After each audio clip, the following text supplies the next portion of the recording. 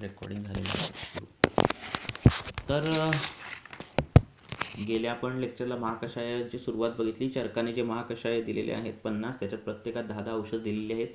मी आता परत रिपीट करत नाही. आणि ते महाकषाय ही संख्या आपण आपल्या युक्तीप्रमाणाने आपल्या अभ्यासाने वाढवू शकतो. त्याच्यातील औषधांची संख्या, त्याच्यातील द्रव्यांची संख्या आपण आपल्या युक्तीप्रमाणाने अभ्यासाने वाढवू शकतो.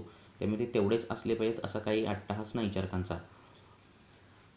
तर ते महाकषाय वर्णन करताना टीकेतही काही खूप त्याच्या कार्याविषयी टीकेतही काही जास्त उल्लेख नाही आहे. त्यामुळे तो विषय घेतला आहे मी. आणि महाकषायाचा प्रॅक्टिसमध्ये उपयोग खूप होतो, चिकित्सेमध्ये सौकर्य येतं. अशा दृष्टीने आपण तो महाकषाय वेगवेगळ्या पद्धतीने वापरू शकतो. महाकषाय घेताना सांगताना मी कधी औषधं जी चरकाने दिली नाही त्यातलं एखाद दुसरं औषध येईलही किंवा त्यातलं एखाद दुसरं औषध मी घेणारही नाही.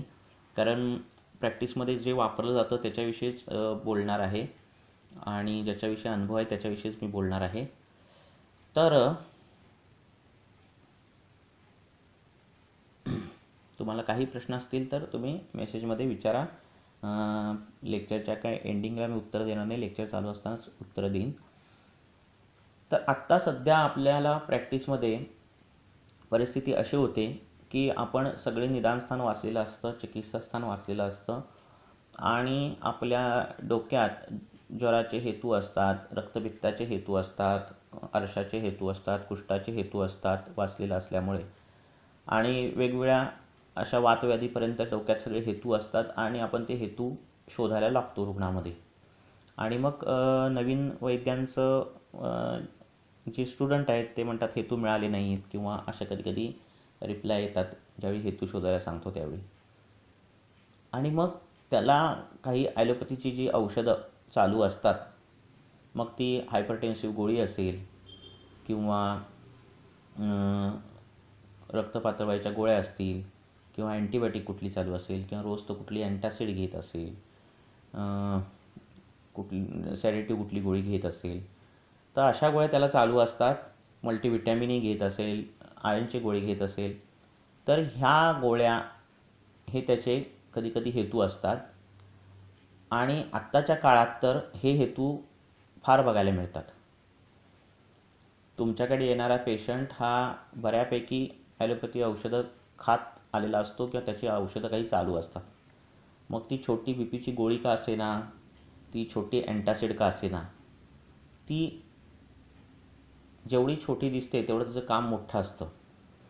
जर ती बीपीची गोळी किंवा पित्ताची गोळी जर त्याने ज्या दिवशी घेतली नाही, पित्ताची गोळी जर घेतली नाही, त्या दिवशी त्याला आम्लोद्गार येतात, पोटात आग होते आणि असंख्य त्याला तक्रारी होतात आणि तो त्यामुळे ती घेत पण असतो. मग ही एवढीशी छोटी गोळी शरीरावर जर एवढं काम करत असेल तर तिला हेतू आपण का पकडायचं नाही, तर ते पकडायला पाहिजे. आणि मग त्या हेतूंचा अभ्यास करायचा कसा, आणि मग त्या हेतूंचं तर निदान हे करायला हवं, ते हेतू तर बंद करायला हवेत, निदान परिवर्जन करायला हवं. ही आपली चिकित्सेची मूळ सिद्धांत आहे. आणि मग निदान परिवर्जन करायचं म्हणजे ती गोळी बंद करायची. आणि मग ती जर गोळी बंद केली तर त्याला जी काय विड्रॉवल कॉम्प्लिकेशन्स दिसतात ती त्याला दिसणार. मग कसं करायचं? मग ती गोळी बंद करताना नेमकी ती गोळी कुठल्या धातूवर काम करते, कुठल्या स्रोतसावर काम करते, कुठल्या स्रोतसाची तिने दृष्टी केलेली आहे, आणि ती गोळी बंद केल्यानंतर कुठल्या धातूला आपल्याला सांभाळावं लागणार आहे, शरीरातलं कुठलं स्रोतसावर आपल्याला डोकं चालवावं लागणार आहे आणि नेमकं शरीरावर काय करणार आहे, ह्यासाठी आपल्याला त्या गोळीची सगळी फार्मॅकोलॉजी माहिती पाहिजे. मग तशा जर गोळ्या आपण बघितल्यात जशा ॲलोपॅथीची औषधं, तर साधारणतः 30-40-50च्या औषधाच्या वर काय त्यांचं गाडी जात नाही. आणि तेवढी 30-40 औषधांची तुम्हाला अभ्यास करून ते कुठल्या स्रोतसावर काम करतं, कुठल्या स्रोतसाची दृष्टी करतं, कुठल्या धातूची दृष्टी करतं, कुठल्या अवयवाच्या अधिष्ठानावर काम त्याचं जातं, अशा पद्धतीने त्याचा अभ्यास करावा लागतो. आणि त्याचं एक्सक्रिशन कुठून केल्यामुळे आपल्या शरीरातील कुठला अवयवावर त्याचा ताण पडतो, हा सगळा विचार करावा लागतो. आणि हे सगळं करताना आपल्याला तो हेतू आयुर्वेदिक पद्धतीने बघता येतो. तो बघितल्यानंतर तो हेतू आपल्याला बंद करता येतो आणि तो हेतू बंद केल्यावर आपल्याला त्या हेतूचं हेतूला अनुलक्षून काही औषध देता येतात. तर आपल्याला ती बीपीची गोळी असेल, शुगरची गोळी असेल, अँटासिड असेल, अशा कुठल्याही जे लाईफ सेव्हिंग ड्रग त्यांना ते म्हणतात, अशी कुठली हार्टची गोळ्या बंद करता येतात, अनलेस अँड अनटिल आपल्याला त्याचं सगळं माहिती असायला हवं. तर आता आपण एक गण घेणार आहोत, लेखनीय गण. हे सांगण्याची पार्श्वभूमी अशी की आता लेखनीय गण सांगताना तुम्हाला माहिती आहे की स्थूल पेशंट आहे आणि त्याच्यामध्ये तुम्हाला लेखनीय गण वापरायला हवा, इथपर्यंत सगळ्याला आपल्याला माहिती आहे. आणि मग त्या स्थूल रुग्णाचं, त्याच्या मांसाचं, मेदाचं लेखन कसं करायचं याविषयी सगळी औषधं आहेतच. पण हे आधुनिक वैद्यकशास्त्रातील औषधं, त्यांना जर हेतू आपण पकडला, म्हणजे आम्ही अशा पद्धतीचे विचार सगळे केलेले आहेत आणि त्या पद्धतीनेच उपचार दिले जातात. मग थायरॉईडची गोळी बंद होते, अँटासिड बंद होते, लाईफ सेव्हिंग ड्रग्स बंद होतात आणि सगळं बंद करता येतं आपण आपल्या धातूंना जर ओळखलं तर हे लेखनीय औषधं आपण स्थूल पेशंटला देतो आणि त्याचं वजन कमी करतो. त्याच्यासोबत आहार विहार हा आहेच, पथ्यापथ्य ही आहेच. पण व्यवहारात काही रुग्ण अनेक वर्ष काही औषधही खात असतात ॲलोपॅथीची. आणि तुम्हाला माहिती आहे की डायबिटीसचे पेशंट, काही जण इन्सुलिन अनेक वर्षानुवर्ष घेत असतात. सल्फोनिलयुरियासारखा ग्रुप आहे ज्याच्यात ग्लिपेझाईड किंवा ग्लिमेप्राईड अशी जी औषधं येतात, तर त्या ग्रुपची औषधं ते अनेक वर्ष खात असतात. तर ही औषधं, इन्सुलिन किंवा सल्फोनिलयुरिया, ही औषधं 5, 10, 15 वर्ष खायला लागल्यानंतर त्यांच्यामध्ये स्थूलता येते आणि ही स्थूलता आपल्याला कमी करावी लागते लेखनीय गणाने. मग लेखनीय गणातलं कुठलं द्रव्य इथे वापरायला हवं याविषयी आपण बोलायचं आहे. तर सल्फोनिलयुरिया ह्याचं जर काम बघितलं, हे आधी वाचलेलं आहे सगळं, त्याचा अभ्यास केलेला आहे आणि पॅरलल टू आयुर्वेदिक असा अभ्यास करून सगळ्या ड्रग्सची तुम्ही प्रत्येकाने काढायचं. तर ती रसधातू दुष्ट करते आणि क्लेदाला दुष्ट करते शरीरातील. हा रसधातू दुष्ट झाल्यामुळे अशा पेशंटमध्ये त्वचाविकार प्रामुख्याने दिसतात, साधारणतः खाज येणं. तर जे ॲलोपॅथीमध्ये नेक्रोबायोटिक डायबेटिकरम सांगितले ते त्या डायबेटिक्सचं कधी कधी नसून हे सल्फोनिलयुरियामुळे झालेली गोष्ट आहे, वाढते आणि त्वचाविकार वाढतात. क्लेद दुष्ट झाल्यामुळे मूत्रामध्ये वैषम्य येतं, मूत्राचा रंग बदलतो, कधी कधी काळी लघवीला होते, अशा पद्धतीचं दिसतं. आणि असं दूर करण्यासाठी जी लेखनीय औषधं वापरावी लागतात ती मेदगामी, रक्तगामी अशी आपल्याला काढावी लागतात.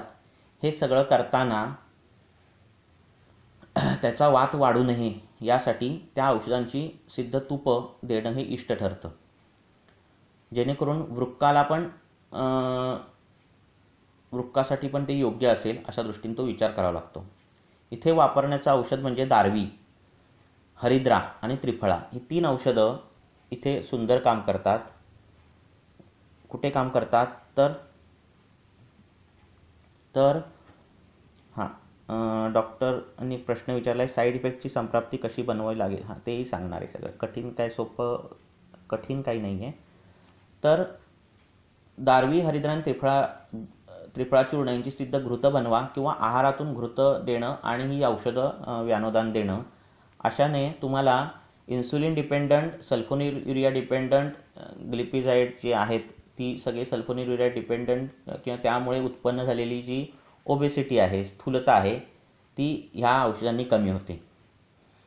हे कमी होत असताना त्वचाविकार म्हणजे कफभूयिष्ठ जी लक्षणं त्यांना दिसतात त्वचाविकाराची, तीही लक्षणं कमी होतात आणि लघवीचं रंग सुधारतो, लघवी चांगली व्हायला लागते.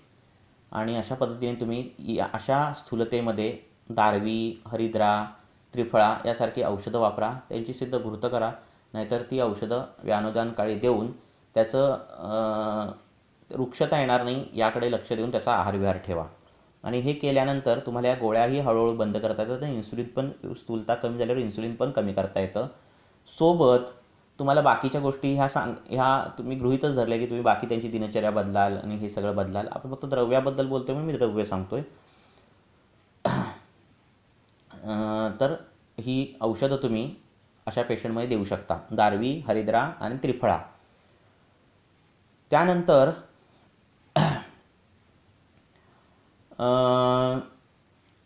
लेखनीय गणामध्ये नागरमोथा येतं. तर नागरमोथा हे जे लेखनीय द्रव्य आहे ते उद्वर्तनामध्ये अतिशय सुंदर काम करतं. हे पाणथळदाणी येणारे वनस्पती आहे, द्रव्य आहे. आणि अशा स्थूलतेमध्ये हे उपयोगी येतं ज्या स्थूलतेमध्ये मेदधातू खूप वाढलेला आहे आणि त्या मेदधातूमुळे आलेले आर्तव दोष काही आहेत. अशा स्थूलतेमध्ये नागरमोथा अतिशय सुंदर काम करतं. डिलेवरीनंतर वाढलेलं जे वजन आहे ते नागरमोथ्याने अतिशय सुंदर कमी येतं. नागरमोथा हे पाणथळ जागी येऊन अग्निमांद्य दूर करणारे वनस्पती आहे. तर डिलेवरीनंतर वाढलेलं वजन ह्याच्यात नागरमोथा चांगलं काम करतं. प्लेन न वापरता त्याच्यासोबत हिरड्यासारखी औषधं वापरणे हे इष्ट आहे. ज्यांना परत परत जेवणाची सवय असते, अध्यशन असतं, 10ला जेव, परत 2ला जेव, परत 4ला जेव, 4ला काहीतरी खा, 8ला जेव, अशांमध्ये जी वाढलेली ओबेसिटी आहे ती नागरमोथ्याने अतिशय सुंदर कवर होते. नागरमोथा तुम्ही द्रव्यामध्ये बघा कसं आहे ते. लघुवृक्ष आहे, शीतवीर्याचा आहे, कटुतिक्त कषाय आहे ते. तर असं नागरमोथा तुम्ही हिरड्याबरोबर दिलं तरी त्याची ओबेसिटी कमी येते. अनुपान तुमच्या युक्तीने, बुद्धीने वापरायचे. तर अध्यशन करणे आणि त्याच्यातून त्या रुग्णाला गुरुत्वम, दैन्यम, उद्योगम अशा प्रकारची काही लक्षणं दिसत असतील ज्वराची, तर अशा ठिकाणी मुस्ता अतिशय सुंदर काम करतं. मुस्तासोबत परपटक वापरून हिरडा वापरा, अतिशय सुंदर काम करेल. नंतर एक विषय येतो की लहान मुलांमध्ये एक चाइल्ड ओबेसिटी येते. गर्भपणामध्ये खूप मात्रेमध्ये मल्टीविटॅमिन खाणं, प्रोटीन्स किंवा असं जास्त प्रमाणात खाणं, किंवा आईचं सगळी व्यायाम नसणे, अशा पद्धतीचे काही आहारविहार आईचे असतील तर ओबेसिटी खूप येते. आणि त्या ओबेसिटीमध्ये हा मुस्ता चांगला काम करतो. हा मुस्ता आणि बाळहिरडा असं कॉम्बिनेशन दिलं की ती चाइल्ड ओबेसिटी जो विषय आहे तो कमी होतो. मुस्त्याचं तुम्ही रसगुणविरूपक बघा, म्हणजे तुम्हाला अजून आयडिया येईल.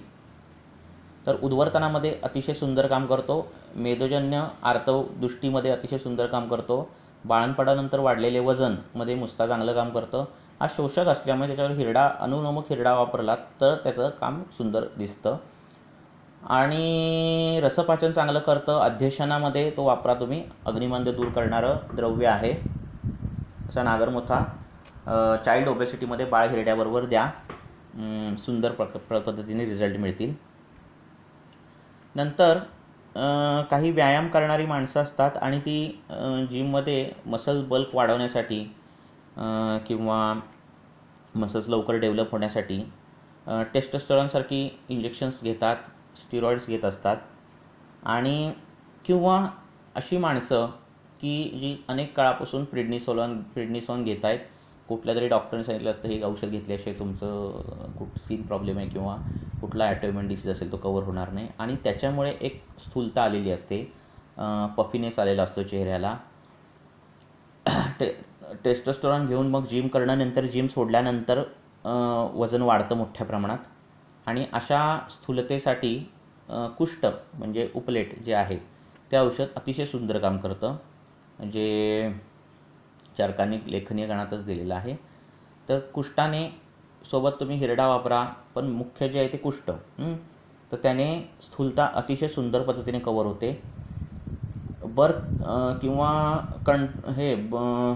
पिल्स ज्या स्त्रिया घेतात, बर्थ कंट्रोल पिल्स, तर अशांमध्ये पण नंतर त्या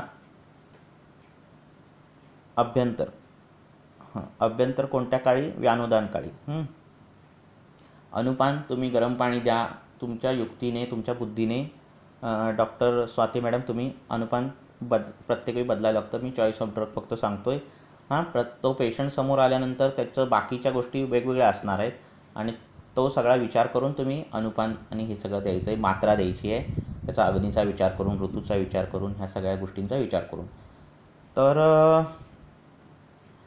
असा बर्थ कंट्रोल पिल्स घेतल्यानंतर त्या विड्रॉल केल्यानंतर किंवा चालू असताना जे स्थूलता वाढते, शुक्रदृष्टी आणि स्थूलता अशा प्रकारचं ते प्रकरण आहे आणि त्याच्यामध्ये कुष्ठ चांगलं उपयोगी पडतं. कुष्ठासोबत तुम्ही तुमच्या युक्तीने दुसरी औषधं द्या. कुष्ठाचं जर तुम्ही ते रसगुणविरेचक बघितलं तर द्रव्यगुण पुस्तकामध्ये आहे, तिक्तकटू आहे, मधुर आहे, किंवा उष्ण आहे त्याचं वीर्य. हिस्टेरेक्टॉमी आणि मेनोपॉज डॉक्टर वैद्य शिवाकांतांनी सांगितले. हिस्टेरेक्टॉमी आणि मेनोपॉज नंतर येणारे स्थौल्य तेही सांगणार आहे मी.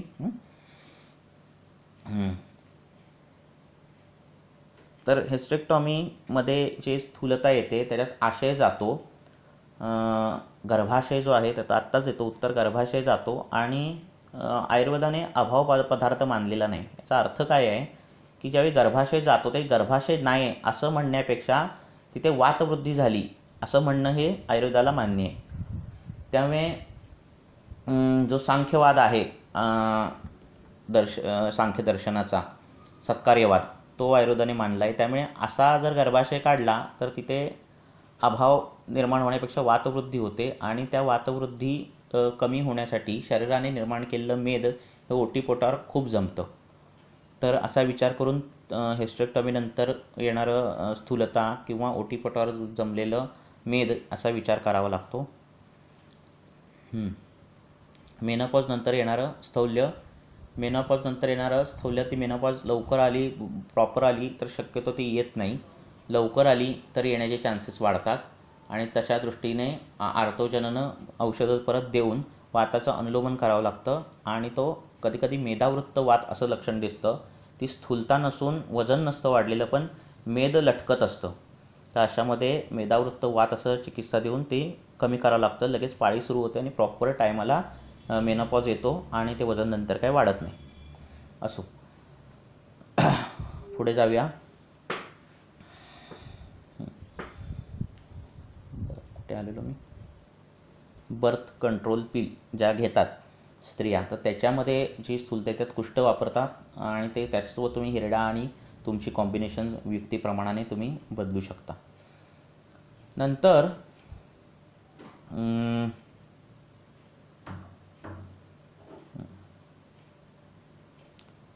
तर नंतर काही लोक, एक कॉमन कारण आहे स्थूलतेचं की अँटी सायकोटिक ड्रग्स काही लोक घेत असतात. म्हणजे सिझोफ्रेनियासाठी क्लोझापाईन घेणं किंवा हॅलोपेरिडॉल घेतात अशी लोक. आणि जी कायम क्वेश्चन लास्टला मध्ये घेतो कारण लास्टला परत वेळ मिळालेला नाही मिळेल हे सांगता येत नाही, म्हणून मी मध्येच घेतो आहे. तर ठीक आहे, आणि परत ती विंडो वर जाते म्हणून मी आत्ताच क्वेश्चन घेतो आहे. तर क्लोझापाईनसारखे ड्रग्स जे अँटीसायकोटिक आहेत, हॅलोपेरिडॉलसारखे ड्रग, आणि हे रोज घेतल्यानंतर असा बर्नीसारखा चेहरा होतो रुग्णाचा आणि त्याला कफभूयिष्ठ लक्षणं खूप असतात त्या पेशंटला. तर अशांची जर औषधं बंद केली तर लगेच त्यांना त्रास होतो आणि विड्रॉल सिम्पटम दिसतात. तर अशामध्ये जे लेखनीय द्रव्य द्यायचे ते म्हणजे वेखंड, वचा. आणि वचा दिल्यानंतर तुम्ही त्याचं ही ड्रग्स हळूहळू टेपरिंग डोसने तुम्ही कमी करू शकता.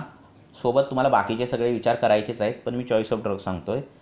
आणि वचाने अशा पद्धतीचं लेखनकर्म अशा रुग्णामध्ये अतिशय सुंदर पद्धतीने कमी होतं. जर ती औषधं बंद केली असता त्यांचं काही हृदयामध्ये हृदयस्पंदनं किंवा अशी जर काही लक्षणं दिसत असतील तर त्याच्यासोबत अर्जुन जर दिलं तर अर्जुन अशामध्ये सुंदर पद्धतीने लेखनीय काम करतं अशा स्थूल पेशंटमध्ये. तर अशा पेशंटमध्ये तुम्ही वेखंडाचा चांगला उपयोग करू शकता. मात्रा कमी द्यायची, थोड्या प्रमाणात द्यायचं. आणि मी कुठल्या लेक्चरच्या बरं वचा एका लेक्चरमध्ये मी सांगितली, तर तिथे बघा तुम्ही वचा कशी द्यायची आहे. नंतर ती वचाची जी मुळी आहे ती तोंडात ठेवून चगळायला जरी दिली तर थोड्या प्रमाणात वचा दिवसभर जाते आणि ते गोळी सुटते. अशा पद्धतीचं तुम्ही करू शकता. नंतर अँटी डिप्रेसंट काही लोक घेतात, जसं ॲमिट्रिप्टिलसारखी. ही द्रव्य, ही जी ॲलोपॅथीची औषधं सांगतोय मी, त्याचा अभ्यास करून पॅरलल त्याचे विषय बघून, म्हणजे ती औषध दिल्यानंतर शरीरावर पहिली जो काही दिवसानंतर जो साईड इफेक्ट होतो, कुठल्या धातूवर होतो, त्याची लक्षणं काय होतात, लक्षण समुच्चय दिल्यानंतर त्या धातूंचा लक्षण समुच्चय काय दृष्टींचा, असं कम्पॅरेटिव्ह करून त्यांचं हे केलेलं आहे. तर ॲमिट्रिप्टिलसारखी जी औषधं आहेत ती मज्जागत वाताचं वैषम्य आणतात. कपाळाला वच्याचा लेप लावू शकता. तर कपाळाला वच्याचा लेप कधी लावायचा, ज्येष्ठमधात जटामांसीचा कधी लावायचा, हे मी एका लेक्चरमध्ये सांगितलेलं आहे. तर ॲमिट्रिप्टिलसारखी औषधं घेतल्यानंतर मज्जागत वाताचं वैषम्य होतं. वैषम्य होतं म्हणजे कधी वात कमी होतो, कधी वात वाढतो, आणि हे असं दिसतं लक्षण.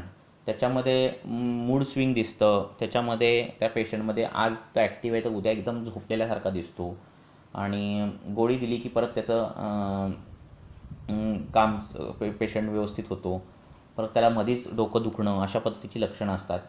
हे असं वैषम्य दूर करायचं असेल तर तुम्हाला वचा जी सांगितली ती सोबत निर्गुंडी आणि रौप्य भस्म अशी औषध दिली असता ही लक्षणं कमी होतात. युक्तीप्रमाणाने त्याची मात्रा काळ तुम्ही ठरवायचा आहे. निर्गुंडी मज्जागत वाताचं शमन करते. कधी कधी कसं करावं लागतं तुम्हाला, रात्री म्हणजे ज्या दिवशी तो पेशंट ॲक्टिव्ह नसेल, म्हणजे जो हायपर असेल, त्या दिवशी तुम्हाला जटामासी वापरावी लागते किंवा निर्गुंडी वापरावी लागते, आणि ज्या दिवशी तो असा झोपल्यासारखा जाणवेल त्याला त्या दिवशी वचा वापरावं लागतं. हे असं साईड बाय साईड वापरावं लागतं.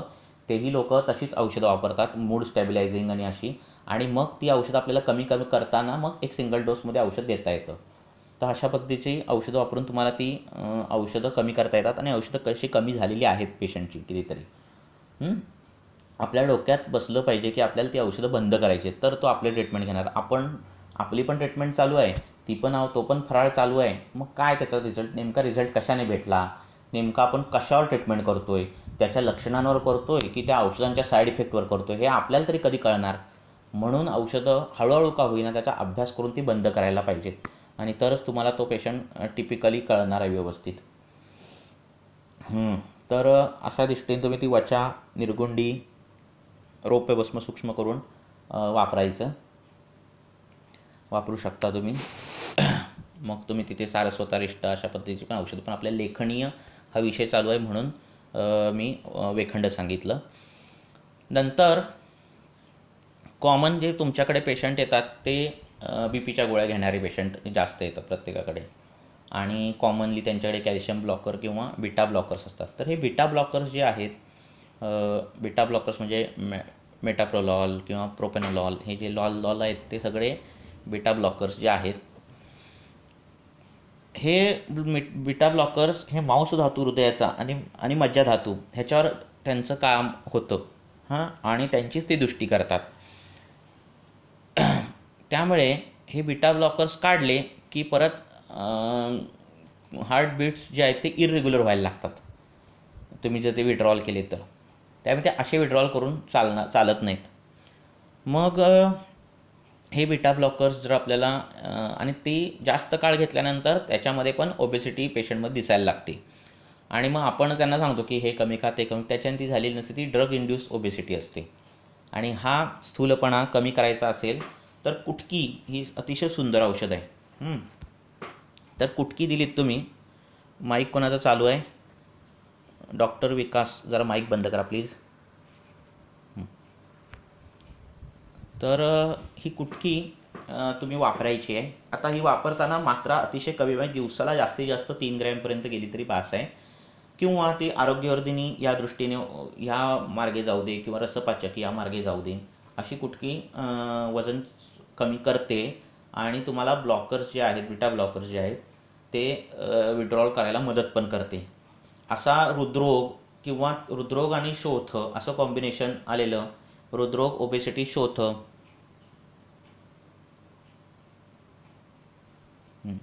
तर स्टिरॉइड लॉंग टर्म, प्रत्येक स्टिरॉइडचं हे वेगळं आहे, आणि त्याची लक्षणं ही कफभूयिष्ठ जास्त आहेत. एक प्रश्न विचारला आहे, त्यामुळे ते स्टिरॉइड बंद करताना तुम्हाला जसं वर्धमान मात्रेत ते स्टिरॉइड त्यांनी चालू केलेलं नसतं, ॲक्च्युली ते करायचं असतं आणि वर्धमान मात्रेत ते कमी त्या टेपरिंग डोसनेच कमी करायचं असतं.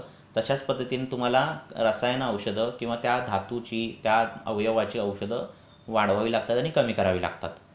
तर कशासाठी ते स्टिरॉइड घेतलं आहे त्याच्यानुसार ते ठरतं. एका स्टिरॉइडला एक अँटीडॉट असं नाही आहे. तर तुम्हाला मी सांगितलं की प्रेडनिसोलॉनने अशी स्थूलता आली की कुष्ठ आपण हे करतो, कारण ते शुक्रावर जाणारं हे आहे आणि शुक्रदृष्टी करतं, म्हणून त्यानुसार आपण ते हे केलं. हायड्रोकॉर्टिझॉन असेल तर तुम्हाला पिंपळी वर्धमान मात्रेत वापरावे लागते रसायनासाठी. तर अशा पद्धतीचे तुम्ही सगळे विचार करा. सगळे ड्रग्सची नावं काढा जी तुमच्या रिपीटेड येतात आणि शक्यतो ज्यांची फाईल अशी मोठी फाईल घेऊन आलेली असतात पेशंट, जे हायर स्पेशलिस्टकडे जाऊन आले असतात, त्यांची ड्रग्स तर सेपरेटली काढा. त्यांची प्रिस्क्रिप्शनची बाजूला काढायची, लिहून घ्यायची आपण, फोटो काढायचा वाटलंच तर, आणि मग त्यांचे कंटेंट्स बघून त्याची फार्मॅकोलॉजी बघून ते कुठल्या स्रोतसाची लक्षणं दाखवतात, ती स्रोतदृष्टीची लक्षणं दाखवतात, कुठल्या धातूची दृष्टी दाखवतात का, असं काढून आपली स्रोतदृष्टी लक्षणं, धातुदृष्टी लक्षणं, धातुक्षय वृद्धीची लक्षणं ही काढून कंपेअर करून आपल्याला त्या द्रव्याचं आयुर्वेदिक चष्म्यातून ती बघता येतात. तर अशा पद्धतीने ती बघायची. तर कुटकी जी आहे ती तुम्हाला मी सांगितली की आरोग्यवर्धिनीसारख्या ह्याच्यातून वापरा, किंवा म्हणजे जर तुम्हाला स्थूलता असेल आणि त्वचाविकार अशा पद्धतीचं कुष्ठ असेल तर अशा पद्धतीचं असेल तर आरोग्यवर्धिनी मोठ्या प्रमाणात दिली तरी वजन सुंदर पद्धतीने अशांचं कमी होतं. बीटा ब्लॉकरचंवाल्यांचं तर होतच होतं.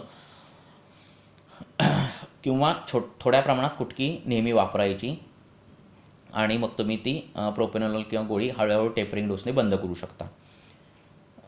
मज्जाधातूची लक्षणं काही ते दाखवतं, म्हणजे कफभूयिष्ठ लक्षणं डोळ्यात तुम्हाला दिसतात त्या रुग्णाची, आणि ह्याच्यातही ती कुटकीच अतिशय सुंदर काम करते. पोटातून ती कुटकी द्यायची.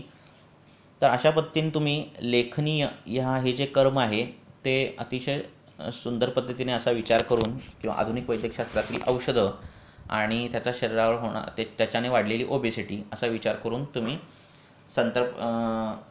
लेखन करू शकता. बाकीची औषधं आहेच. चित्रकासारखं औषध आहे जे अग्निमांद्य आणि स्थूलता अशामध्ये चांगलं काम करतं. तर असं तुम्ही वापरा. जे संतर्पणजन्य लोक आहेत ज्यांना खूप घाम येतो आणि तिखट आंबट खारट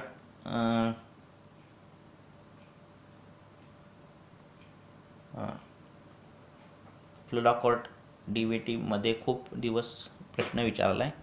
रक्तदृष्टीमुळे त्वकदृष्टी, तर ही जी स्टिरॉइड्स आहेत ती रसदृष्टी, रक्तदृष्टी आणि शुक्रदृष्टी तर करतात. तर त्या दृष्टीनं ती बघायची, त्याची लक्षणं कफभूयिष्ठ आहेत का पित्तभूयिष्ठ आहेत बघायची, आणि ती विड्रॉल केल्यानंतर काय लक्षणं दिसतात. तर ही जरी लक्षणं बघितली तर तुम्हाला धातू कळतो, स्रोतदृष्टी कळायला मदत होते. हे नेहमी अभ्यासाचा विषय आहे आणि ते तर त्या दृष्टीने करायचं. आणि रक्तपाचक चालू करून फ्लुरोकॉर्ड बंद करणं किंवा अशा पद्धतीचं कामं करावी लागतात. पुढे पण तर मी सांगितलं संतर्पणजन्य जे आहेत आणि ज्यांना घामाचं प्रमाण खूप आहे, हे मी रिपीट झालं तरी पण सांगतो की मग अशामध्ये त्वचाविकार असेल, घामाचं प्रमाण खूप असेल, अशामध्ये खदीर अतिशय सुंदर लेखनीय काम करतो, जे आपण पूर्वी सांगितले आहे. आणि ज्यांना घामाचं प्रमाण अतिशय कमी आहे, स्वेदाबाधा आहे, म्हणजे घाम येतच नाही अजिबात, वृक्ष त्वचा आहे, अशा पद्धतीमध्ये देवदारसारखी औषधं, उष्ण औषधं लेखनीय म्हणून चांगली काम करतात. तर लेखनीय हे बृहण्याच्या विपरीत आहे, डोक्यात ठेवा. त्याला वायू महाभूत प्रधान औषधं लागतात. लघु वृक्ष गुणाचे असतील तर अतिउत्तम, उष्ण गुणाचे असतील तर कफाचं सुंदर पाचन होतं, शीतगुणाचे असतील तर कफाचं सुंदर शोषण होतं, कषाय रसाचे असतील तर शोषण होतं.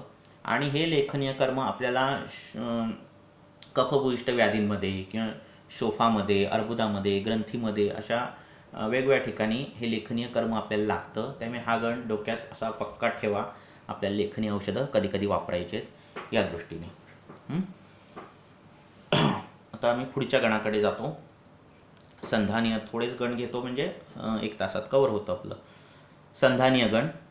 तर संधानीय म्हणजे काय, तर जे संधान करतं, मग ते भग्नाचं संधान असेल नाही तर व्रणाचं संधान असेल. तर भग्नाचं संधान असा विषय, असा डोळ्यात विषय घेऊन लिहिलेला गण आहे. आणि ह्या संधानामध्ये श्रेष्ठ रस जो आहे तो म्हणजे कषाय रस.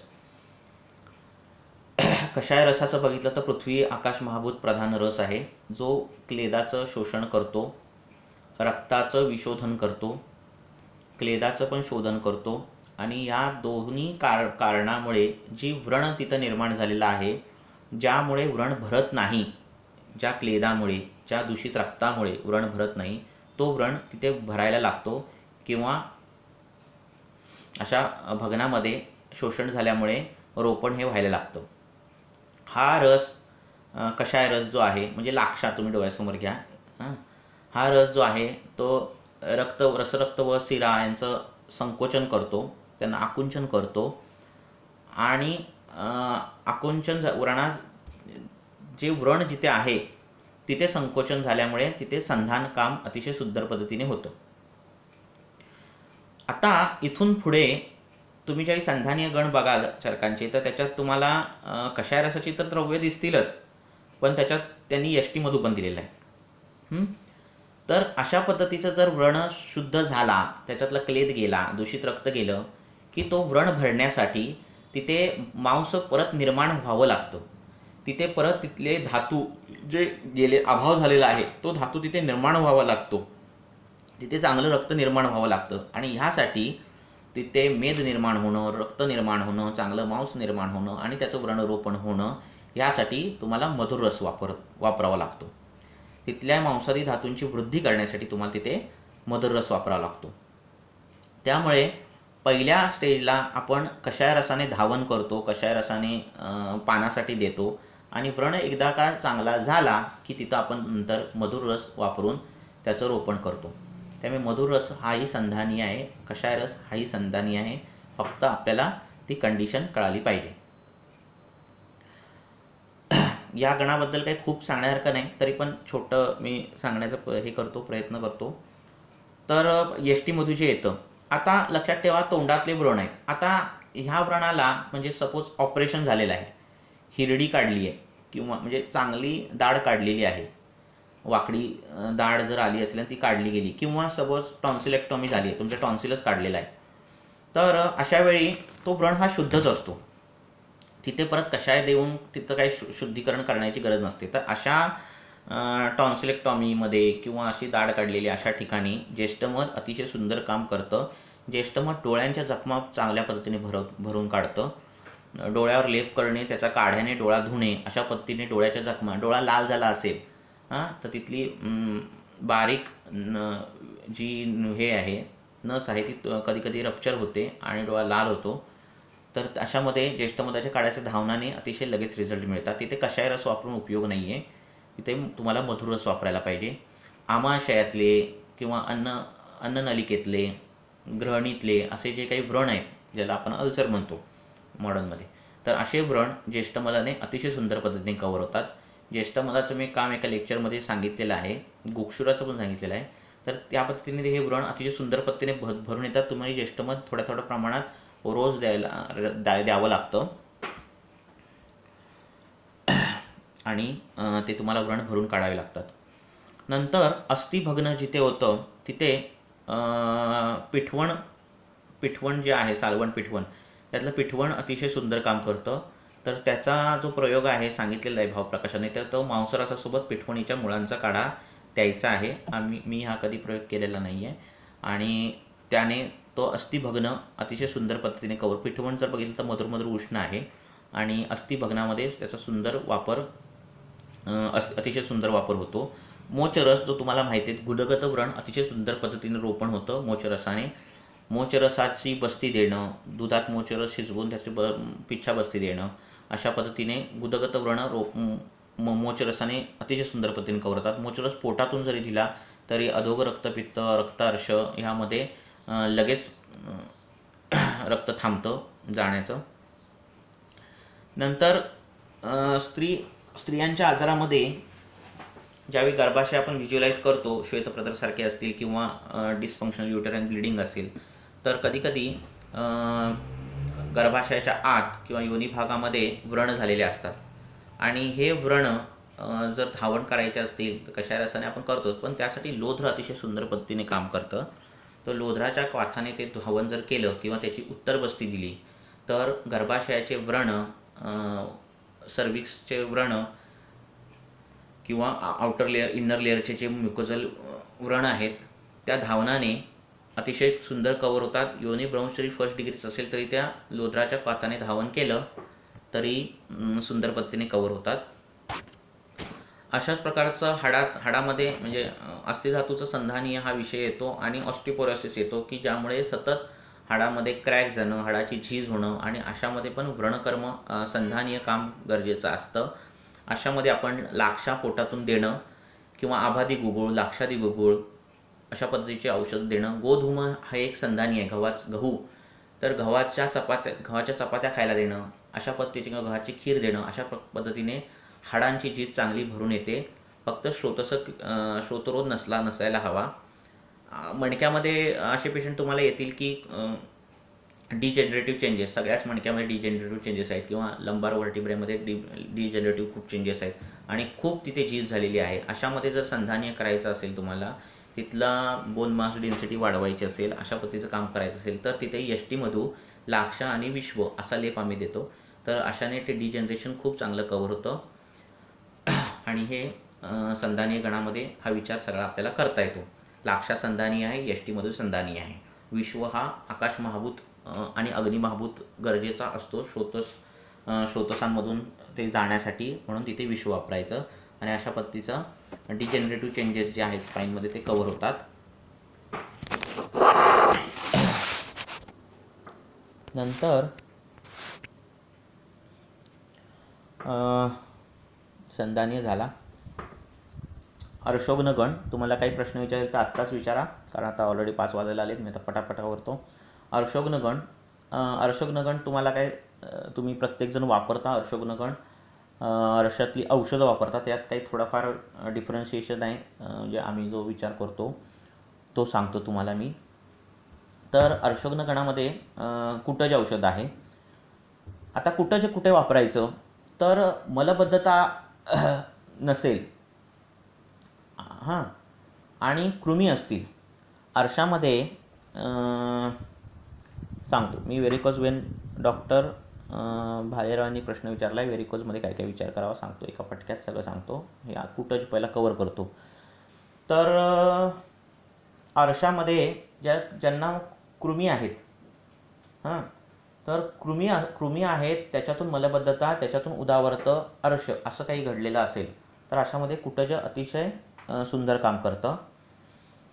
काहींच्या अर्शामध्ये द्रवमल प्रवृत्ती होते, प्रत्येक अर्शामध्ये नाही, काहींमध्ये पातळ संडासलाही होत असते आणि अशा किंवा रक्तमल प्रवृत्ती होते, अशामध्ये कुटज वापरतो. तर तुम्हाला एक सांगायचं राहिलं की अर्श जो आहे तो ट्रीट करताना तुम्हाला 3 तरी गोष्टी ॲटलिस्ट लक्षात ठेवाव्या लागतात. 1 अग्निदीपन करणं, 2 वातानुलोपन करणं आणि 3 त्याच्या रसव स्रोतसांवर काम करणं, म्हणजे रसधातूवर काम करणं, 4 मांसावर काम करणं. ह्या 4 गोष्टी तुम्हाला डोक्यात ठेवाव्या लागतात, तर तुम्ही अर्श एकदम सुंदर पद्धतीने औषधाने बरा करू शकता मूळव्याध. तर असा रुग्ण अर्शाचा जो स्थूल आहे, त्याच्या पोटात कृमी आहेत, तिथे तुम्ही कुटज वापरू शकता. विडंगही वापरता येतं आणि विडंग म्हणजे वीट अंगच आहे ते. वीट अंग म्हणजे वीट म्हणजे मळाचं अंग असलेला पक्वाशय, तिथे झालेल्या कृमींना विडंग. तर विडंगही वापरू शकता, कुटजही वापरू शकता. ह्या कुटजासोबत तुम्हाला वातन लोमशांती हिरडा हा प्रत्येक वेळी तुम्ही घ्यायचाच आहे. मी आता जी औषध होतं त्यासोबत हिरडा असं घ्यायचाच आहे तुम्ही. आणि तो जो हिरडा आहे तो आपल्याला अर्शोग्न आहे आणि तो प्रत्येक वेळी घ्यायचा आहे. नंतर कुटज कुठं वापरायचं, तर स्थूल रुग्ण असेल, बघा टिपिकल केस सांगतो, स्थूल रुग्ण असेल, त्याला पित्तभूयिष्ठ लक्षणं असतील, तो उष्ण, तीक्ष्ण, स्निग्ध असे रक्तपित्त प्रकोपक आहार खात असेल, अशा रुग्णामध्ये, अशा स्थूल रुग्णामध्ये अर्श असेल, कृमी असतील, तर तुम्ही कुटज वापरायचे. कुटज बघाल तर लघु, वृक्ष, तिक्त कशा आहे त्याचे गुण तुम्ही बघा द्रव्यगुणमध्ये. कुटजाचं स्तंभन कार्य होतं म्हणून तुम्ही त्याच्यासोबत हिरडा वापरायचे. लहान मुलांमध्ये ज्यावेळी अर्श असतो, कृमी असतो, त्यावेळी कुड्याची पानं वापरण्याची एक प्रथा आहे. तर व्हेरिकोज वेनमध्ये काय करायचं, तर प्रत्येक व्हेरिकोज वेनला रक्तमोक्षण करायचं नाही. व्हेरिकोज व्हेन ही होते कशामुळे जर तुम्ही बघाल तर शिराखंडराची दृष्टी आहे, रक्ताची दृष्टी आहे आणि वाताचा विषय आहे, वाताची गती आहे. तर खूप उभे राहणारे पेशंट, पटकन मी कव्हर करतो व्हेरिकोज वेन. खूप उभे राहणाऱ्या रुग्णामध्ये ज्यामध्ये व्हेरिकोज वेन दिसते त्याच्या आहारामध्ये रक्तपित्त प्रकोपक असा काहीही आहार नसेल, त्याचा फक्त उभं राहण्याचं काम असेल आणि त्याच्यामध्ये व्हेरिकोज वेन दिसत असेल तर तिथे जलोका उच्चारण करून काही उपयोग नाही आहे. कारण रक्तपित्त प्रकोपातून ते काही निर्माणच झालेलं नाही आहे, ते वाताच्या गतीमुळे निर्माण झालेली विषय आहे, कॉम्प्रेशर फिनॉमिना आहे. त्या रुग्णाला तुम्ही पायाला पट्टी बांधणे, रात्री पाय वर करून झोपणे आणि क्रेप बँडेज बांधून त्यातल्या त्यात निदान परिवर्जन करणे हीच ट्रीटमेंट होते. अशा प्रकारे बसून काम करायला त्याला सांगायचं, ज्यावेळी शक्य आहे त्यावेळी पाय वर करून बस असं म्हणायचं, तरच त्यांची व्हेरिकोसिटी कमी होते. दुसरे जे व्हेरिकोज पेशंट असतात ज्याच्यामध्ये रक्तपित्त प्रकोपक आहार विहार असतात, काही आधुनिक वैद्यकशास्त्रातील औषधं असतात, ते आता मी इथं सांगत नाही कारण ते परत सगळं वाढतं, रक्तपात ॲस्पिरिनसारखी औषधं असतात. अशा पेशंटमध्ये ज्यावेळी व्हेरिकोसिटी वेन येते, रक्तपित्त प्रकोपक औषधं असल्यामुळे शिराखंडरांची दृष्टी झालेली आहे, अशामध्ये तुम्ही रक्तमोक्षण करायचं आहे आणि चंदनबाला लाक्षादी तेल देणं, मग तापकादी लोह देणं, हे सगळं त्यावेळी करायचं आहे. खूप उभे राहणाऱ्या पेशंटमध्ये ज्यांच्यामध्ये रक्तपित्त प्रकोपाची काही कारणे दिसतात त्याच्यामध्ये रक्तमोक्षण करून काही रिझल्ट मिळत नाहीत. पुढचा विषय, पुढचा प्रश्न आहे हायपरटेन्शन कोलेस्ट्रॉलमध्ये पंचनाचा कसा विचार करावा, कोणता कशा उपयुक्त आहे. तर हायपरटेन्शनमध्ये आयुर्वेदीय विचारच करायचा. एक फक्त थोडक्यात माहिती सांगतो आणि पुढे जातो मी कारण विषय आपला वेगळा आहे. तर रक्ताचं संघटन लक्षात ठेवायचं. रक्त हे पृथ्वी महाभूत प्रधान आहे, अग्नी महाभूत प्रधान आहे, द्रवगुण प्रधान आहे. हे गुण लक्षात ठेवा रक्ताचे. 2 वायूचे गुण. 3 हृदय हा साक्षात अवयव. हे एवढं लक्षात ठेवलं तर तुम्हाला हायपरटेन्शन कशामुळे नेमकं वाढलं हे कळतं. आणि हे जर तुम्हाला कळालं की रक्ताच्या द्रवगुणामुळे वाढलंय, रक्ताच्या तीक्ष्ण गुणामुळे वाढलंय, उष्ण गुणामुळे वाढलंय, की साक्षात हृदयामध्ये विकृती आहे, की वायूमुळे ट्रिगर बसतोय, कधी कधी कशाचा प्रॉब्लेम नसतो, केवळ वातवृद्धी असते म्हणून हायपरटेन्शन असतं, त्या हायपरटेन्शन बस्तीने कव्हर होणार आहे. रक्ताशी संबंधित काही असेल तर ते विरेचनाने कव्हर होणार आहे. हृदयाशी संबंधित असेल तर त्या आवर जाणारी द्रव्य उपयोगी पडणार आहेत. अशा पद्धतीने हायपरटेन्शनचा ब्रॉड विचार करावा लागतो. खूप त्यात गोष्टी आहेत. तर पुढचा अर्शोग्न गण जो येतो तो अर्शोग्न द्रव्य येतं ते म्हणजे बेल. आणि ज्या अर्शामध्ये शूल आहे किंवा अतिसार प्रवाहिका आहेच आणि शूलही आहे, अशा अर्शामध्ये, अशा स्थूल व्यक्तींमध्ये अशा अर्शामध्ये तुम्ही बिल्व वापरायचे.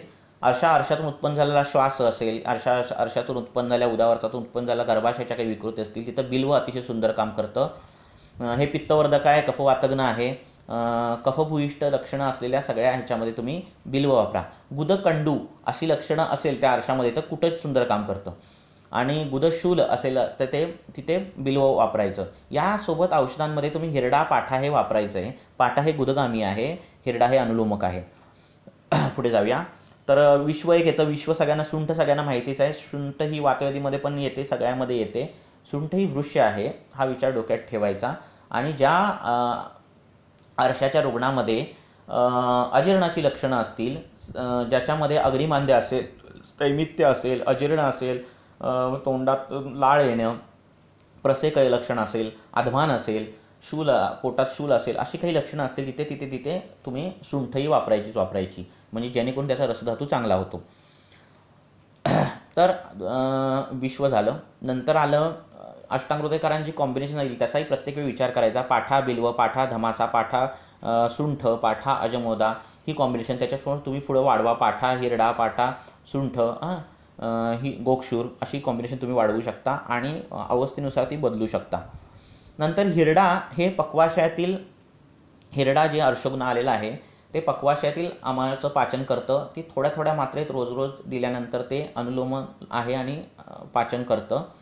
अशा पद्धतीने हिरडा हा प्रत्येक ह्याच्यात वापरायचाच तुम्ही, फक्त राहिलेली द्रव्य ही फक्त बदलायची.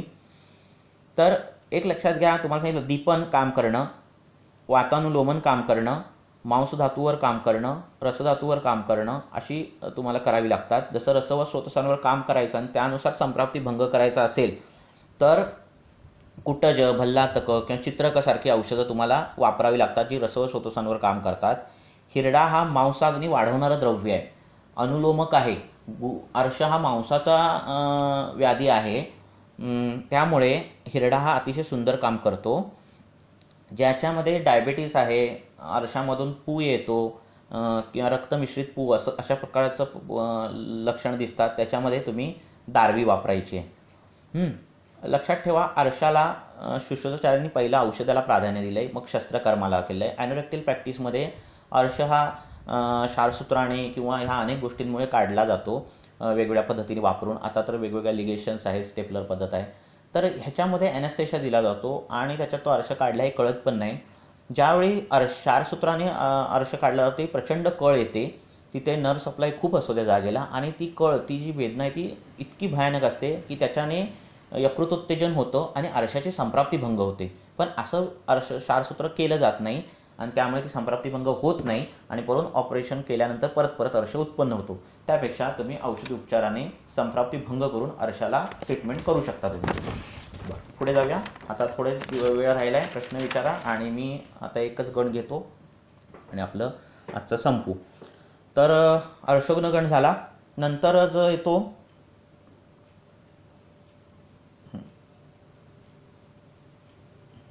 नंतर स्तन्य शोधन म्हणून गण आहे, तो येतो. तर स्तन्य शोधन म्हणजे दूध जे येतं मातेला, ते दुधामध्ये जी दुष्टी असते ते शोधन करणारे, ती दुष्टी वाढवणारी काही द्रव्य आहेत. तर ती द्रव्य ह्या गणात आलेली आहेत. तर मुळात स्तन्य संपत आहे ते तुम्ही वाचा आणि मग तुम्हाला विकृत काय आहे ते कळेल. मग त्याचा वर्ण, गंध, रस, स्पर्श हे ह्याच्याने त्याची विकृती आपल्याला शोधता येते. स्तन्य दूध पाण्यात टाकलं की ते पाण्यात लगेच मिसळलं की ते प्राकृत आहे, त्याचा गंध तसा नसेल, वाईट घाण गंध नसेल आणि पाण्यात पटकन मिसळत असेल तर ते प्राकृत आहे. आणि जर दोषानुसार त्याची जर दृष्टी झाली तर म्हणजे वाताची असेल तर ते फेसाळ असतं, हे काही मी सांगत नाही, तुम्हाला माहिती आहे. पातळ असतं किंवा वातज स्तन्यदृष्टी जर असेल आणि जर बाळ दूध पित असेल तर बाळाची भूकच भागत नाही. ते बाळ कितीही दूध पिलं तरी ते रडतच असतं, त्याला वरून परत पाजावं लागतं. मग ती माता म्हणते की माझ्याकडे मला दूध खूप आहे पण त्याला दूध पुरत नाही. मग दिवसभर ते जर दूध पिऊन त्याला दूध पुरत नसेल, हे असं जर लक्षण तुम्हाला बाळांमध्ये दिसत असेल, स्त्रिया ज्या प्रॅक्टिस करतात त्यांना असे पेशंट असे खूप येणार तुमच्याजवळ, तर ही वातज स्तन्यदृष्टी आहे असं तुम्हाला ते निदान करावं लागणार आहे.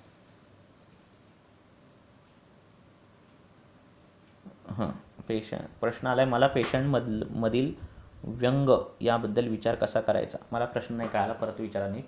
तर असा जो रुग्ण तुमच्यासमोर येईल की तो दूध दिवसभर बाळ पितंय पण त्याचं पोटच भरत नाही, तर ही वातज स्तन्यदृष्टी आहे. एक तर त्याची भूक खूप आहे, नाही तर वातज स्तन्यदृष्टी आहे. तर ते तुम्हाला दूध चेक केल्यानंतर तुम्हाला कळेल. आणि ते बाळ कितीही पिलं तरी ते बारीकच होत राहतं. तर अशा वातज स्तन्यदृष्टीवर तुम्हाला वातज स्तन्यदृष्टी घालवणारी औषध द्यावी लागतात, म्हणजे दशमुळासारखी औषध द्यावी लागतात. नंतर पित्तजन्य स्तन्यदृष्टीमध्ये काय होतं की त्या दुधाला वास येतो, घाण वास येतो आणि बाळ जे दूध पितंय त्याला पित्ताचे काही व्याधी होतात. म्हणजे मग त्याला ते संडाची जागा लाल होणं, नॅपकिन रॅशेस येणं आणि मग ते नॅपकिन बदलून बघतात, सगळं बघून परत रॅशेस येत असतील तर ही पित्तज स्तन्यदृष्टी आहे. किंवा लहान मुलाला लहान लाल पुरळ येतात आणि ही पित्तजन्य स्तन्यदृष्टी असते. त्यामुळे प्रत्येक बाळ तुमच्याजवळ आल्याने अशी केस आली तर स्तन्यावर ते जर असेल, दूध पित असेल गाईचं, तर त्या दुधाचा विचार करायलाच पाहिजे तुम्हाला. तर अशा पद्धतीचा विचार करून तुम्ही पित्तज स्तन्य शोधन, पित्तज दोष जो स्तन्यातला आहे तो तुम्हाला घालवायला पाहिजे. व्यंग, हाऊ टू थिंक अबाउट व्यंग इन मेल पेशंट. न्यच्छ व्यंग विचारायचं का तुम्हाला. व्यंग म्हणजे तर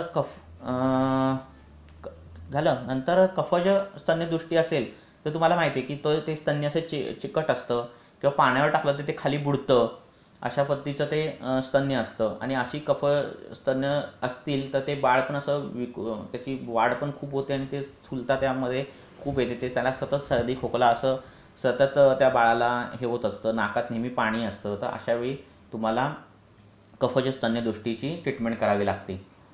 तर काही कॉम्बिनेशन्स अष्टांग हृदयकार आणि ह्यांनी दिलेलीच आहेत कॉमन कॉम्बिनेशनची सगळ्याच स्तन्यदृष्टीवर जातात, जसं पाठा, सुंठ, देवदार, मुस्ता, मुरवा, अमृता, इंद्रयव अशी काही कॉम्बिनेशन, किरात, तिक्त, कुटकी, सारिवा अशी कॉम्बिनेशन्स जी आहेत त्याचा काढा जरी दिला तरी बऱ्यापैकी सगळ्या स्तन्यदृष्टीमध्ये कवर होतात त्या कॉम्बिनेशनमध्ये. नंतर अशा या स्तन्यदृष्टीमध्ये तुम्हाला प्रत्येक वेळी विचार करायचा, जसं वातजन्य स्तन्यदृष्टी असेल तर दशमुळासारखी औषधं वापरायची आहेत. पित्तजन्य स्तन्यदृष्टी असेल तर गुळूची, शतावरी, सारिवा, चंदन, निंब अशा पद्धतीची औषधं वापरायची आहेत. ह्याच्यात पण तुम्ही पृथकत्व गुणांचं करू शकता. म्हणजे काय तर उष्ण गुण, ती जी आई आहे ती जर काही उष्ण गुणाचा आहार खाऊन स्तन्यदृष्टी झाली असेल तर तिला सारिवा, चंदनासारखे औषध देऊन तिची पित्तज स्तन्यदृष्टी कव्हर करायची आहे. जर ती स्त्री तीक्ष्ण गुणाने काही करत असेल, तीक्ष्ण गुणाची औषध हे घेत असतील, आहार विहार असेल तिचा तशा पद्धतीचं काही असेल, किंवा क्षयजन्य काहीतरी टीबीतून बाहेर आली आहे स्त्री आणि तिला अशी पित्तजन्य धातुक्षयातून पित्त प्रकोप असा झाला आहे आणि पित्तजन्य स्तन्यदृष्टी झाली असेल तर तिला शतावरीसारखं सुंदर औषध नाही, शतावरी तिला द्यायची. मांसक्षयातून, मेदक्षयातून दाह आणि त्याच्यातून झालेली स्तन्यदृष्टी अशा पद्धतीचं काही असेल तर गुडूचीसारखं औषध अतिशय सुंदर काम करतं. तर ते तुम्ही तसा विचार करायचा, कधी निंब वापरायचं, कधी चंदन वापरायचं, कधी सारिवा वापरायची, कधी सगळंच वापरायचं. कफजन्य स्तन्य फिमेल पेशंटमध्ये रसधातुदृष्टी, तर व्यंग हे जे आहे ते पित्ताचा वृक्ष गुण वाढणं म्हणजे सस्नेह पित्त सांगितलंय, तो थोडा जरी जे स्नेह आहे पित्ताचं ते कमी झाल्यामुळे वृक्षगुण वाढल्याने आणि तीक्ष्ण गुण वाढल्याने होणारी व्याधी आहे. हा गुण कमी करण्यासाठी आपल्याला जी द्रव्य लागतात ती शीत गुणाची, वर्ण्यकर अशा पद्धतीची द्रव्य लागतात आणि अशा पद्धतीची अनेक द्रव्ये मिळतात. ग्रंथात तसे लेपही आहेत. तर उन्हात गेल्यामुळे हे व्यंग जर येत असेल, अशा पद्धतीचं टिपिकल व्यंग असेल तर हाच विचार करायचा. शुक्रदृष्टीतून व्यंग जर येत असेल तर शुक्र शोधनासारखी औषधं वापरून ते व्यंग कमी करावं लागतं. विषातून उत्पन्न व्यंग असेल म्हणजे कॉस्मेटिक्स लावून हे येत असेल, वांग येत असेल तर त्याचा विचार म्हणजे मंजिष्ठासारखे औषध लावून तो विषाचा विचार करावा लागतो. उन्हात जाऊन येत असेल तर ज्येष्ठमध दुधातून लावून किंवा अर्जुन सालाची पावडर दुधातून लावून अशी औषध लावून ते व्यंग घालवावं लागतं. शुक्रदृष्टीतून व्यंग येत असेल तर शुक्रशोधन गण वापरून शुक्रावर जाणारी अशी औषधं म्हणजे आवळा, तर आवळ्याचं लेप लावून ते व्यंग घालवावं लागतं. अशा पद्धतीचा प्रत्येक वेळी हे करावं लागतो सनबर्नमध्ये. तर आता ग्रीष्म ऋतू आहे, बरोबर आहे. ग्रीष्मातले गुण काय आहेत सांगताना सांगितलंय तुम्हाला, हे आठवत असेल तर स्वेदन प्रकरण जिथे आलेलं आहे ते अतिस्वेदाची लक्षणं जिथे होतात, खूप घाम, स्वेदनाचा अतियोग जिथे होतो तिथे त्याची ट्रीटमेंटमध्ये ग्रीष्माची ऋतुचर्या पाळा असं सांगितलेलं आहे. म्हणजे काय तर उष्ण आणि वृक्षगुण हा वाढल्यानंतर जो सनबर्न येतो तिथे आपल्याला काय वापरावं लागणार आहे तर स्निग्ध, शीत आणि सौम्य अशी औषधं वापरावी लागतात लेपमध्ये आणि अशी औषधं काढायची. मग ते शब्द होतो घृतक असेल ना, आणि जी वर्णे आहेत अशी औषधं वापरायची. म्हणजे फॉर एक्झाम्पल सारिवा असेल तर अशी औषधं वापरून त्याचा वापर सनबर्नमध्ये करावा. चला पुढे जाऊया आणि आपण आता थांबूया, 5 झालेत. आणि कफदृष्टीची जर असेल स्तन्यामध्ये तर सुंठ, देवदारसारखी औषधं वापरून ती कफदृष्टी घालवता येते. दृष्टी घालवायची म्हणजे काय तर तुम्ही पोटातून पण औषध देऊ शकता किंवा स्तनावर ह्या औषधांचा लेप जरी लावलात 15-20 मिनटं आणि एक अर्ध्या तासाने जर दूध बाळाला पाजायला लागला तरी ती स्तनदृष्टी कव्हर बऱ्यापैकी होते. बाळाला जर तुम्हाला औषध पाजायची आहेत आणि औषधं द्यायची आहेत आणि ती जर देता येत नसतील चाटण या स्वरूपात तर तुम्ही स्तनावर लावायला त्याची लेप दिलेत तरी ते स्तन्यामध्ये त्याचं शोषण होतं. आणि जर त्रिदोषजन्य स्तन्यदृष्टी असेल तर सरळ तुम्हाला जे सांगितलं तो जो ते कॉम्बिनेशन वापरायचं किंवा गुडूची, धमासा, पाठा, कुटकी असा काढा जरी दिला तरी त्रिदोषजन्य स्तन्यदृष्टी कव्हर होते. आता मगाशी सांगितल्याप्रमाणे काही द्रव्य जी आहेत ती स्तन्यदृष्टी करतात जर ती आईने काही घेतली असतील तर. उदाहरणार्थ ओपॉइड ॲनाल्जेसिक जर काही तिने घेतलं असेल तर ती स्तन्यदृष्टी करतात. तर ही द्रव्य काढायची, खूप नाहीत पण आहेत, आणि ती द्रव्य जी मिल्क खराब करतात, स्तन्य खराब करतात अशी जी द्रव्य काढून त्याचा विषाप्रमाणे आणि त्या पद्धतीने विचार करून ती द्रव्य बंद करून तुम्हाला स्तन्य शोधन काम करता येईल सुंदर पद्धतीने. बरं, अजून काही प्रश्न असतील तर 5 मिनटं मी थांबतो. आणि आता लेक्चर बऱ्यापैकी 1 तासाच्या वर गेलेलं आहे. काही विचारायचं असेल कोणाला ते विचारा. तर व्यंगाचा क्लिअर झाला विषय, सनबर्नचा विषय क्लिअर झाला. सनबर्न आणि व्यंग हे काय एकसारखंच आहे. तर उन्हात गेल्यानंतर तेवढ्यापुरती त्वचा काळवंटे ही संचयच्या अवस्थेतली, आणि एकदाच काळवंडली ही पुढची अवस्था आहे. तर त्या पद्धतीने विचार करायचा.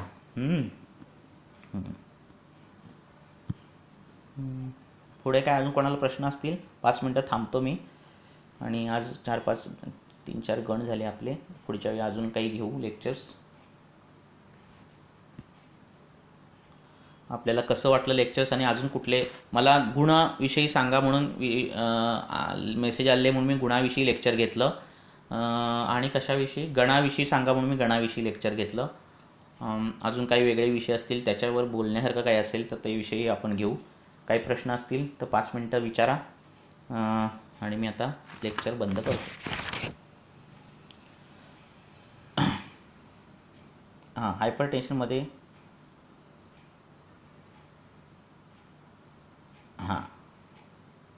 CKD तो दृष्टी ठीक आहे. तर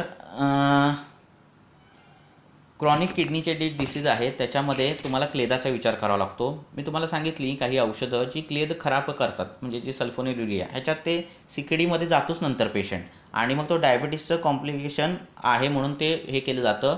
दोष एकाची, जसं हायपरटेन्शनमध्ये पेशंट रात्री जागरण झालेलं असतं, जड अन्न खाल्लं असतं, दुसऱ्या दिवशी डॉक्टरकडे जातो आणि ब्लड प्रेशर वाढलेलं असतं.